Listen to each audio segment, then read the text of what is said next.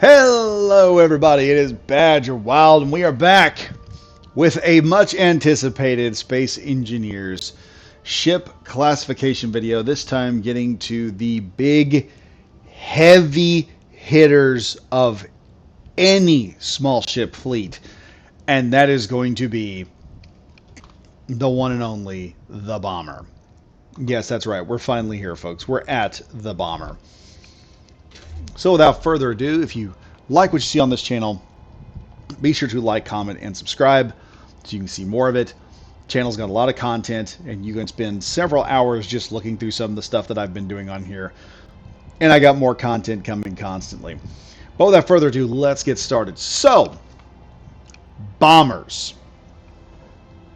In Space Engineers, what makes a bomber? Well, the bomber concept in Space Engineers has kind of been the same. Most of the time, up until the AI update, bombers have kind of been in this position of either really, really big strike fighters, which had lots of missiles or lots of rocket launchers on them, to aircraft that fired dumb bombs, which were not too effective. After the AI update, ordnance has become a thing. We can now make large quantities of really big, heavy ordnance that can be dropped. And a lot of this stuff can do just tremendous damage to a ship. It is wild how much damage you can do to a ship by just ramming a heavy block with a warhead inside of it on top of it. And that's what you have now. So now bombers have become this very intricate and cool thing that has begun to start branching out and becoming a thing now. So players are now building gigantic bomb ordnances, these big giant pods you see on the bottom of all these. And everyone's building their own types. Now you have a guided munition that you can fire to ship, and now a small ship of this size has the chance of taking out a larger ship in the big block category and doing some serious damage to it. This was really a thing shown very well, I think, by Aaron in Last Stand Gamers at one point, where a guy ended up fighting an enemy base, and this was before the AI update. He had set up his ship to where it would rebuild the bombs, and his small ship was doing tremendous damage. He'd done very, very serious damage to a base for a very cheap ship with a bunch of parts inside of it, and eventually reached a point where his hydrogen tanks ran out, and that's what ended up ending the battle. He was a very good pilot, very good at it. Can't remember the guy's name. Some of y'all in the comments who have been watching Space Engineers, longtime fans, probably seen it and been like, oh yeah, I know who that guy is. So do tell us who it was in the comments. But for a bomber, what makes a good bomber? Well, one, it's got to be big enough and have the thruster capability to move the ordnance. You're going to see this with all of these. They have very large engines. They almost have as much engine as they have mass. There's almost a 1-to-1 ratio when it comes to thrust to weight ratio. You're also going to notice that this is why, because they have all this heavy ordnance right here. You've got all these big bombs. You've got to move them yourself. And you want a lot of these bombs to keep themselves, maintain their own fuel supply. You don't want to be using the fuel supply of the bomb when you're sending it off and sending it out there. I just remembered there's one other thing I forgot to talk about. There was a way to do these things guided, but you had to basically guide them yourselves like in an RC. So usually bombers were like 2-seaters. Now we have advanced technology. There's now 1-seater. Just tidbit. As far as forward firepower goes, it's not that necessary. You don't need a lot of missiles for a bomber in modern Space Engineers, or at least this time of 2024. You don't need a whole lot of heavy guns.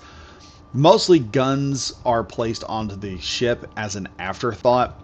You'll see right here we've got this nice little cannon up top, and we've got these 4 small cannons front. This is a lot of forward firepower for a bomber. This thing is not supposed to go into combat and fight against the bad guys. This is supposed to fly in, drop a couple of bombs, or fire its ordnance, and then take off and go get more ordnance. But still a very good ship. Does it have to be heavy maneuverable? Not really. Because usually you can fire, and these missiles, these types of weapon systems, these missile systems have a god-awful range. As soon as they tech up, they can reach out and touch a target at way longer distances than any of these guns. Any of the probably even further than the railgun, I would say. because they will immediately lock onto a target, and you will chase a drone for hours almost until it finds a ship it's after and it starts attacking it. But continuing on, we have another example of this. We have our ordnance right here, and much of which is fairly cheaply built ordnance. This is about as cheap as you can get with as much hard-hitting firepower. This one here is just sporting a lot of small warheads. This guy is intent on ruining your day. Really heavy bomb ordnance. I don't understand the cameras everywhere unless most of those are decorative. I'm not sure. But as again before, we have forward-facing firepower. And this is something you're going to see with all but one. All of them have these undercarriage bomb bays where they'll hold the bombs underneath. And there is a reason for this that a lot of y'all probably don't realize. When you bring this bomber back to base, you're going to have to rearm it. How do you rearm it? Well, if you have a projector on board, which I don't know if all these are here. I know I've seen this done before, where you put a projector on board and you project the bombs as they're merge blocked in, I believe. Yeah.